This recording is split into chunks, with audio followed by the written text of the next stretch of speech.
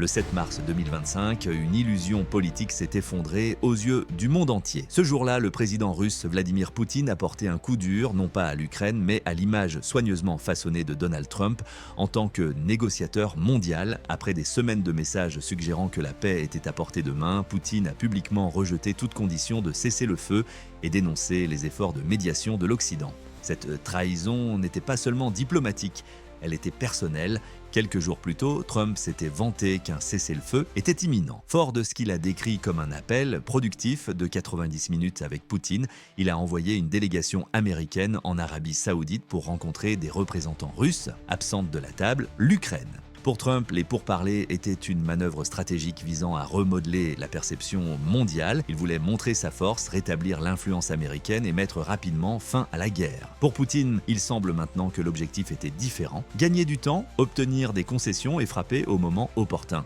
La confiance de Trump en Poutine a entraîné une forte baisse du soutien américain à l'Ukraine avec une suspension temporaire de l'aide militaire et une réduction du partage de renseignements. Pourtant, loin d'embrasser une voie diplomatique, la Russie a réagi en intensifiant ses attaques. Les villes ukrainiennes ont été à nouveau bombardées. Le nombre de victimes civiles a augmenté. Le rejet de Poutine était total, pas de soldats de la paix, pas de compromis territorial, pas de bonne volonté. Cela a révélé une dure vérité, les objectifs de guerre de la Russie restent inchangés et l'approche de Trump n'a peut-être fait qu'encourager le Kremlin. Cette vidéo analyse comment cela s'est produit, pourquoi c'est important et ce qui va se passer ensuite pour l'Ukraine et pour Trump. Le tournant s'est produit le 13 février 2025 lorsque Donald Trump a fait une annonce sans précédent. S'exprimant depuis Mar-a-Lago, il a révélé que les délégations américaines et russes se réuniraient en Arabie Saoudite pour discuter d'une éventuelle fin de la guerre en Ukraine. Son annonce faisait suite à un appel téléphonique de 90 minutes avec Vladimir Poutine, au cours duquel Trump a affirmé que les deux hommes partageaient un intérêt mutuel pour la paix. Cet appel a marqué une rupture majeure avec la politique américaine de longue date. Depuis l'invasion à grande échelle de l'Ukraine par la Russie en 2022, Washington s'était abstenu de toute discussion directe avec Moscou en dehors des cadres multilatéraux. L'initiative unilatérale de Trump était audacieuse et controversée. Pour Trump, l'occasion était historique. La guerre durait depuis 3 ans. Il s'est présenté comme la seule personnalité capable de passer outre la bureaucratie et d'obtenir des résultats. « Je pense avoir le pouvoir de mettre fin à cette guerre », a-t-il déclaré aux journalistes, faisant écho à sa promesse de campagne de mettre fin aux conflits éternels de l'Amérique. Dans les jours qui ont suivi, une équipe américaine a rencontré des envoyés russes à Riyad, mais des omissions flagrantes ont marqué la réunion. L'Ukraine n'a pas été invitée, les alliés européens non plus. L'administration Trump a semblé rechercher la paix à des conditions négociées uniquement entre l'agresseur et le médiateur, excluant totalement la victime. Cette décision a immédiatement suscité des critiques. Le président ukrainien Volodymyr Zelensky a exprimé sa frustration d'avoir été mis à l'écart. Trump a rejeté ses préoccupations, accusant Zelensky de ne pas avoir réussi à mettre fin à la guerre au cours de ses 3 années de mandat. Il a en outre affirmé que l'Ukraine, et non la Russie, avait déclenché le conflit, un point de vue largement discrédité par l'OTAN, l'UE et les Nations Unies. Dans le même temps, le secrétaire d'État Marco Rubio a adopté un ton plus équilibré. Il a confirmé qu'une équipe de haut niveau avait été constituée pour poursuivre les discussions sur le cessez-le-feu et a ajouté que tout accord final nécessiterait l'accord de l'Ukraine, de la Russie et des États-Unis. Pourtant, le message diplomatique de Washington était profondément mitigé. L'attitude de Trump envers l'Ukraine s'est rapidement durcie. Il a qualifié Zelensky de dictateur, a remis en question les processus démocratiques de l'Ukraine et a mis en évidence les divisions politiques internes à Kiev. À un moment donné, il a affirmé que l'Ukraine évitait les élections pour maintenir Zelensky au pouvoir, une accusation que les responsables ukrainiens ont fermement niée. Ces déclarations ont jeté le doute sur les motivations de Trump. Cherchait-il vraiment la paix ou tentait-il de remporter une victoire politique indépendamment des intérêts de l'Ukraine ? Sa diplomatie unilatérale signifiait à la Russie que les États-Unis pourraient abandonner Kiev pour poursuivre leurs propres intérêts stratégiques. C'était une erreur de calcul qui aurait bientôt des conséquences désastreuses. Le jour même où Trump qualifiait Poutine de généreux, la Russie rendait son verdict. Il n'y aurait pas de cessez-le-feu. Le 7 mars, le président Poutine s'est adressé à la Fondation des défenseurs de la patrie de Russie avec un défi sans ambiguïté. Nous ne céderons à personne, a-t-il déclaré. Son gouvernement, a-t-il dit, n'accepterait aucune proposition de paix qui exigerait des concessions territoriales ou autoriserait les soldats de la paix de l'OTAN à entrer sur le sol ukrainien. Le message, la Russie veut tout ou rien. Le média d'État russe Pravda et The New Voice of Ukraine ont confirmé que la position de Moscou s'était durcie. Le ministre des Affaires étrangères, Sergei Lavrov, a souligné que toute implication occidentale dans la stabilisation post-cessez-le-feu serait considérée comme une participation directe et officielle de l'OTAN à la guerre. En d'autres termes, la Russie ne négociait pas de bonne foi, elle se préparait à une escalade. Cela marquait un renversement complet du discours que Trump avait mis en avant. Pendant des semaines, il a dépeint Poutine comme prêt au compromis et tout en dépeignant Zelensky comme inflexible. Pourtant, en coulisses, la Russie n'a jamais envisagé de voie médiane. Elle attendait simplement le bon moment pour frapper. Selon The Jamestown Foundation, Moscou n'a aucun intérêt à un cessez-le-feu qui ne soit pas pleinement conforme à ses objectifs stratégiques. Il s'agit notamment de maintenir le contrôle sur les territoires occupés, d'exclure l'influence de l'OTAN et d'éviter toute issue qui permettrait à l'Ukraine de reconstruire ses défenses. Les conséquences ont été immédiates et graves. Quelques heures après avoir rejeté les conditions du cessez-le-feu, la Russie a lancé une série d'attaques brutales. À Donetsk et à Kharkiv, des frappes aériennes et des salves de missiles ont fait des dizaines de morts. Le président ukrainien Zelensky a rapporté qu'une troisième frappe avait délibérément visé les secouristes qui répondaient à la première. Pendant ce temps, Trump restait publiquement optimiste. Il a déclaré aux journalistes que la paix était encore possible et que la position de la Russie n'était qu'une posture de négociation. Mais les faits sur le terrain disaient le contraire. La Russie avait utilisé l'illusion des pourparlers pour manipuler les États-Unis et les amener à réduire leur aide, affaiblissant ainsi l'Ukraine à un moment critique. Comme l'a noté plus tard le CPA, toute cette ouverture à la paix pourrait avoir été une tactique du Kremlin pour créer un espace pour des offensives intensifiées. La suspension du soutien militaire américain, provoquée par le revirement de Trump, a créé exactement cette ouverture. En fin de compte, le rejet de Poutine n'était pas seulement un message à l'Ukraine, c'était une réprimande à l'encontre de Trump. Il indiquait que la Russie ne le considérait pas comme un partenaire, mais comme un outil. Une fois qu'il eut rempli son objectif, Poutine s'est débarrassé de lui, poursuivant une campagne militaire sans compromis. L'impact du rejet de Poutine a été rapide et brutal. Dans les 24 heures qui ont suivi le rejet de tout cessez-le-feu, la Russie a lancé certaines de ses frappes les plus agressives de 2025. Les villes ukrainiennes, en particulier Donetsk, Kharkiv et Dobropilya, ont été la cible d'intenses bombardements aériens et de missiles. Selon le président ukrainien Volodymyr Zelensky, les forces russes ont délibérément pris pour cible un immeuble résidentiel de 5 étages à Donetsk. 11 civils sont morts, dont des enfants. Lorsque les équipes d'urgence sont arrivées, une deuxième vague de frappes de missiles a visé l'opération de sauvetage elle-même. Au total, 47 personnes ont été blessées, dont 7 enfants. Ces attaques n'étaient pas seulement des actions militaires, c'était de la guerre psychologique. L'escalade est survenue immédiatement après que les États-Unis, sous la directive de Trump, aient suspendu l'aide militaire et le partage de renseignements avec l'Ukraine. Comme l'ont rapporté The Guardian et la BBC, les responsables américains ont invoqué la prétendue réticence de l'Ukraine à rechercher la paix. Pourtant, ces justifications se sont rapidement effondrées. Il est devenu évident que la Russie avait utilisé le discours du cessez-le-feu pour manipuler la politique américaine. À la Maison-Blanche, les tensions ont atteint leur paroxysme. Une réunion entre Trump et Zelensky se serait terminée en cris. Trump a accusé Zelensky de saper la paix, tandis que Zelensky a insisté sur le fait que l'Ukraine n'avait jamais été invitée à une véritable négociation. Trump a réagi en coupant l'accès aux renseignements restants et en disant aux alliés européens de ne pas partager les données satellitaires américaines avec Kiev. Les retombées politiques se sont rapidement propagées. En Europe, les dirigeants français, allemands et polonais ont exprimé leur frustration face à la stratégie erratique de Washington. Le secrétaire général de l'OTAN, Jens Stoltenberg, a émis une critique voilée, avertissant que toute négociation qui exclut l'Ukraine n'est pas une négociation du tout. Pendant ce temps, la Russie en a profité pleinement. Avec le gel de l'aide américaine, la capacité de l'Ukraine à défendre des régions critiques comme Donetsk et Kharkiv s'est affaiblie. Les avancées russes s'accélèrent et le moral des forces armées ukrainiennes baisse.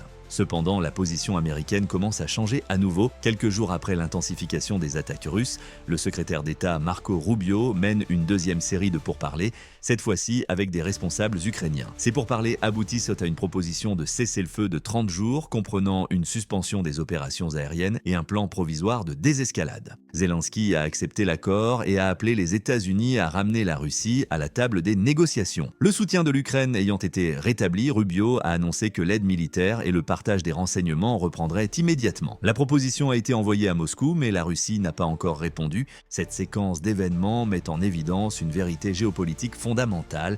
La paix ne peut être négociée à partir d'une position de faiblesse. Le retrait de Trump a créé un vide, Poutine l'a comblé, et ce faisant, le Kremlin a révélé la fragilité de l'unité occidentale lorsque le leadership vacille.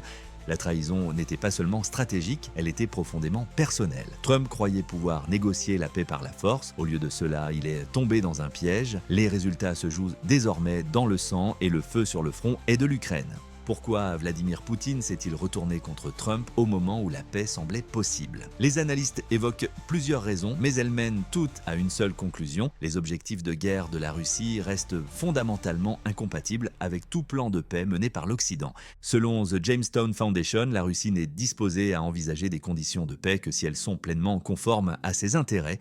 Il s'agit notamment du contrôle total des territoires ukrainiens occupés, de l'exclusion des forces de maintien de la paix de l'OTAN et du retrait de toutes les infrastructures militaires occidentales d'Europe de l'Est. Tout écart est considéré comme inacceptable. Pendant des semaines, Trump a laissé entendre qu'il était prêt à faire des concessions à la Russie. Il a suggéré que l'Ukraine était responsable de la prolongation de la guerre et a même laissé entendre que les États-Unis pourraient soutenir un règlement négocié qui permettrait à la Russie de conserver une partie du territoire conquis. Mais même ces concessions implicites n'ont pas suffi. L'une des raisons était psychologique. Poutine voit la faiblesse comme une opportunité. La suspension de l'aide par Trump a été interprétée non pas comme une tactique diplomatique, mais comme un effondrement de la détermination occidentale. Le Kremlin a rapidement agi pour en tirer profit. Une autre raison est tactique. Le jour même où Trump a présenté Poutine comme un artisan de la paix, les forces russes ont lancé une nouvelle offensive brutale. Ce n'était pas une coïncidence, il s'agissait d'un effort coordonné pour créer une dynamique irréversible sur le champ de bataille pendant que l'Occident hésitait. Poutine craignait également un avenir dans lequel l'Ukraine émergerait d'un cessez-le-feu plus forte qu'auparavant. Une paix temporaire permettrait à Kiev de reconstruire son armée avec le soutien de l'Occident. Comme le note le CPA, la Russie veut empêcher l'Ukraine de devenir ce que les analystes appellent un porc-épic d'acier, c'est-à-dire un État petit mais fortement fortifié capable d'infliger de réels dommages. Trump, quant à lui, pensait pouvoir contraindre Kiev à un règlement et que la Russie jouerait le jeu, mais Poutine n'avait aucune intention de faire des concessions. Au lieu de cela, il a utilisé le théâtre politique de Trump pour repositionner les forces russes en vue d'opérations plus agressives. La raison finale de la trahison est personnelle. Dans les régimes autoritaires, la perception est le pouvoir. Après 3 ans de guerre, Poutine a besoin de projeter une force inébranlable. Accepter un accord mené par Trump, en particulier un accord impliquant un retrait partiel, signalerait une faiblesse à la fois à l'élite russe et au grand public. Poutine a préféré la trahison à la vulnérabilité. Il a fait croire à Trump qu'un accord était possible, a obtenu des avantages stratégiques, puis a repris son plan initial, la domination totale de l'Ukraine. Trump n'a pas seulement été déjoué, il a été utilisé. Malgré les pressions sur le champ de bataille, l'Ukraine conserve un levier stratégique sous 2 formes. Un avantage territorial dans la région de Koursk et 300 milliards de dollars d'actifs publics russes gelés. Ensemble, ils représentent de puissants atouts de négociation mais aussi de dangereuses vulnérabilités. La région de Koursk est devenue un point névralgique après que les forces ukrainiennes ont franchi la frontière en août 2024. Cette décision était risquée mais délibérée. En établissant une présence limitée à l'intérieur du territoire russe, Kiev a obtenu quelque chose qui lui manquait, un levier de négociation. L'analyste militaire Yann Matveyev a noté « Si l'Ukraine peut tenir Koursk, même temporairement, elle entre dans toute négociation de cessez-le-feu avec une carte que la Russie ne peut ignorer. Mais cet avantage a un coût, il n'est pas facile de défendre Koursk, cela étire les lignes d'approvisionnement ukrainiennes et nécessite des renseignements en temps réel et des munitions de pointe dont beaucoup étaient en nombre insuffisant pendant le gel de l'aide américaine. Pendant cette période, les forces russes ont intensifié la pression sur Koursk dans l'espoir de forcer l'Ukraine à battre en retraite, ce qui éliminerait sa monnaie d'échange. Le calcul de Poutine est simple, soit l'Ukraine abandonne volontairement le Koursk, soit la Russie rendra sa défense si coûteuse que Kiev sera forcé de se retirer. Les 2 scénarios affaiblissent la position de l'Ukraine à la table des négociations.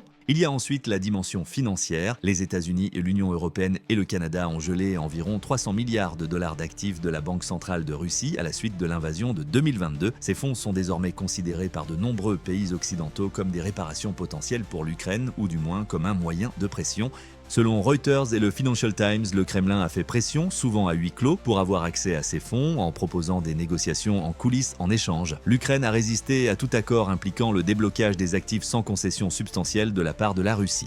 Pour Poutine, l'existence de ces réserves gelées constitue à la fois une menace économique et une humiliation symbolique. Elles rappellent à l'opinion publique et aux élites russes que l'Occident exerce toujours une influence considérable sur la stabilité budgétaire de la Russie. Tant que ces fonds resteront hors de portée, Moscou ne fera probablement confiance à aucun cadre de paix dirigé par les États-Unis ou l'UE. Cela laisse à l'Ukraine un levier, mais aussi une exposition. Détenir le Koursk et contrôler le discours autour des avoirs gelés donne à Kiev des outils, mais en fait également une cible plus urgente pour l'escalade russe. La trahison de Trump par Poutine n'était pas une décision isolée, elle était profondément enracinée dans une stratégie plus vaste, la restauration de la puissance impériale russe et de la domination économique par la conquête territoriale. L'Ukraine est au cœur de ces deux objectifs. Les analystes du Center for European Policy and Analysis, CEPA, affirment que les ambitions du Kremlin sont moins ancrées dans la paranoïa de l'OTAN que dans une mentalité impériale séculaire. De Catherine II à l'Union soviétique, l'Ukraine a longtemps été considérée à Moscou comme essentielle à la vision d'un puissant empire russe. Mais le motif n'est pas seulement idéologique, il est aussi économique. L'Ukraine possède un trésor de ressources qui pourrait transformer la position stratégique de la Russie.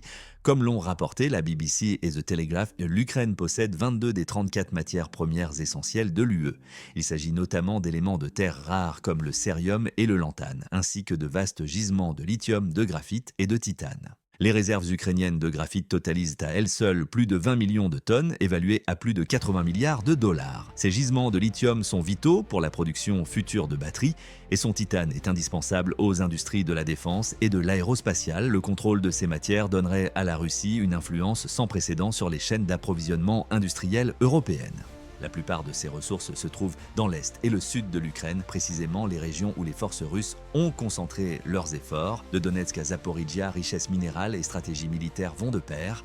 Pour Poutine, abandonner ces territoires par un accord de paix ne signifierait pas seulement perdre le pouvoir économique, cela saperait son héritage. Sur le plan intérieur, il a présenté la guerre comme une lutte patriotique. En 2025, il l'a baptisée « Année du défenseur de la patrie », dans le but de rallier la ferveur nationaliste et de consolider le soutien des élites et des Russes ordinaires. Accepter un cessez-le-feu maintenant, surtout s'il implique une forme quelconque de retrait ou de compromis, briserait ce récit. Cela le ferait paraître faible et dans une autocratie, la perception de faiblesse peut être fatale. Cela explique en partie pourquoi Moscou a ignoré la dernière proposition de cessez-le-feu de 30 jours de Washington. L'offre, présentée conjointement par Zelensky et le secrétaire d'État américain Mike Pompeo, limiterait les attaques aériennes et ouvrirait la voie à des négociations, mais la Russie reste silencieuse.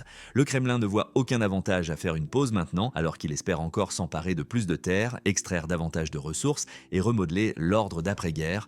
À moins que l'Occident ne change radicalement de position, Poutine continuera à choisir la guerre plutôt que le règlement. La trahison calculée de Poutine envers Trump est à plus qu'un embarras politique, c'est une révélation brutale du monde dans lequel nous vivons aujourd'hui. La guerre en Ukraine n'est pas simplement un conflit régional, elle est la ligne de front d'une lutte idéologique, stratégique et économique plus large entre l'expansionnisme autoritaire et la résilience démocratique. En feignant de s'intéresser à un cessez-le-feu, la Russie a manipulé la diplomatie américaine à son avantage. Le retrait temporaire du soutien américain a affaibli la posture défensive de l'Ukraine, perturbé l'unité occidentale et permis une nouvelle offensive russe. Ce faisant, Poutine a montré à quelle vitesse la détermination occidentale peut se briser lorsque le leadership vacille et que la patience stratégique s'épuise. Cet incident souligne également la dangereuse personnalisation de la politique étrangère. L'approche de Trump, fondée sur la diplomatie informelle, le spectacle médiatique et les convictions personnelles, a rendu l'Amérique vulnérable à la tromperie géopolitique. Une politique étrangère, fondée sur l'instinct